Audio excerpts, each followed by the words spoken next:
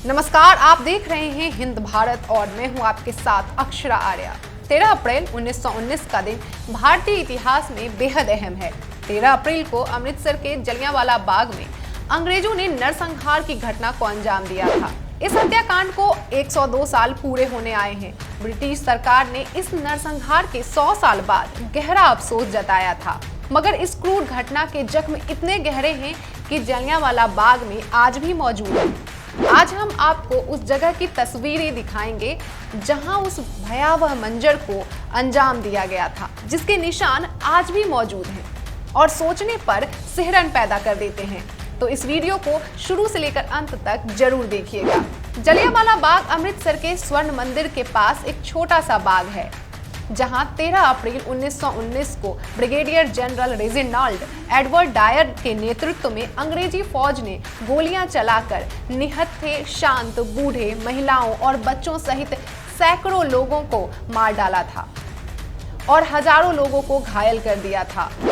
यदि किसी एक घटना ने भारतीय स्वतंत्रता संग्राम पर सबसे अधिक प्रभाव डाला था तो वह यही घटना थी जिसमें जघन्य हत्याकांड की गई थी। पूरे देश में ब्रिटिश सरकार के खिलाफ आजादी की मांग जोरों पर थी। पंजाब के अमृतसर के जलियांवाला बाग में भी एक सभा बुलाई गई थी। इस दौरान क्रूर अंग्रेज सिपाहियों ने जनरल डायर के आदेश पर इन क्रांतिकारियों पर गोली की बौछार कर दी। लोगों को संभलने तक का मौका नहीं मिला। लगभग 1000 लोगों ने इस नरसंहार में अपने प्राण की आहुति दे दी। इनमें महिलाएं और बच्चे भी शामिल थे।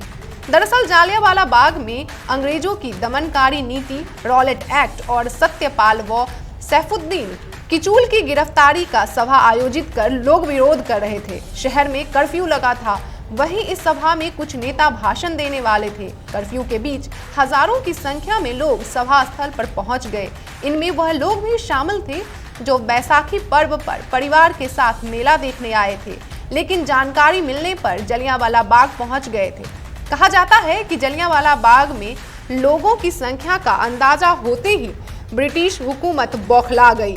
यहाँ पर लगभग 5000 लोग मौजूद थे। 1857 की क्रांति की पुनरावृत्ति मान रही थी। इसे कुचलने के लिए ही क्रूरता की सारी हदें पार कर दी थी। बाग में जब नेता भाषण दे रहे थे तभी ब्रिगेडियर जनरल डायर ने 90 ब्रिटिश सैनिकों के साथ वहां आ धमका। ब्रिटिश सैनिक के हाथों में भरी हुई राइफलें सैनिकों ने बाग को घेरकर बिना कोई चेतावनी निहत्थे लोगों पर गोलियां चलानी शुरू कर दी। 10 मिनट में कुल 60-50 राउंड गोलियां चलाई गईं। जलियांवाला बाग उस समय मकानों के पीछे पड़ा एक खाली मैदान था। वहां तक जाने या बाहर निकलने के लिए केवल एक ही संकरा रास्ता था और चारों ओर मकान थे। भागने का कोई रास्ता नहीं था। ऐसे में कुछ लोग जान बचाने के लिए मैदान में मौजूद एकमात्र कुएं में कूद गए और देखते ही देखते वह कुआं भी लाशों से पट गया। अमृतसर के डिप्टी कमिश्नर कार्यालय में 484 शहीदों की सूची है, जबकि जलियांवाला बाग में कुल 388 शहीदों की सूची है। ब्रिटिश राज के अभिलेख इस घटना में 200 लोगों के घायल होने और 369 लोगों के शहीद होने की बात स्वीकार करते हैं।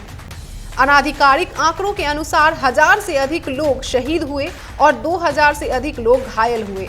ये नरसंहार अंग्रेज अधिकारी जनरल डायर के आदेश पर हुआ था। जनरल डायर जो भारतीयों को दुष्ट मानता था, उन्हें सबक सिखाना चाहता था। क्या आपको पता है कि अकाल तख्त ने उसे सिरोपा देकर सम्मानित किया था? जलियांवाला बाग नरसंहार के कुछ दिनों बाद जनरल डायर को अकाल तख्त स्वर्ण मंदिर ले जाया गया, जहां उससे कहा गया कि वो भी निकाल सेन साहिब की तरह सिख बन जाए, लेकिन उसने इससे साफ इनकार कर दिया। उस समय गुरुद्वारा के सुधार के लिए आंदोलन भी चल रहा था, जिस पर इस घटना का खासा असर पड़ा। बता दें कि हरमंदिर साहिब में स्थित अकाल तख्त सिख समुदाय के 5 तख्तों में से एक है, जिसकी स्थापना छठे सिख हरगोविंद ने की थी। नरसंहार 13 अप्रैल 1919 को हुआ था और इसके 7 साल बाद जुलाई 23, 1927 को कई बीमारियों से पीड़ित डायर ब्रेन हेमरेज के कारण काल के गाल में समा गया। 2002 में सिरमजीत सिंह मन ने